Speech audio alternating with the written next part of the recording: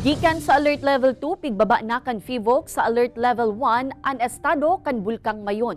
Sigun sa opisina, nagbaba na kaya ang numero kan mga nairirehistrong volcanic earthquakes. Ang volcanic gas naman, basado sa trends kaini, nagbababa naman ang gas emission.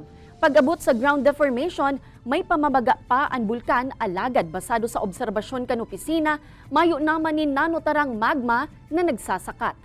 Apara kaini maluya naman asin haros daina nahihiling ang banaag o crater glow. Huli kaini hababa na subuot ang tsansa na magkaigwanin makusog na pagsabog. Alagad pigpapalikay man giraray ang publiko sa posibleng mga pagbabago sa aktibidad kan bulkan.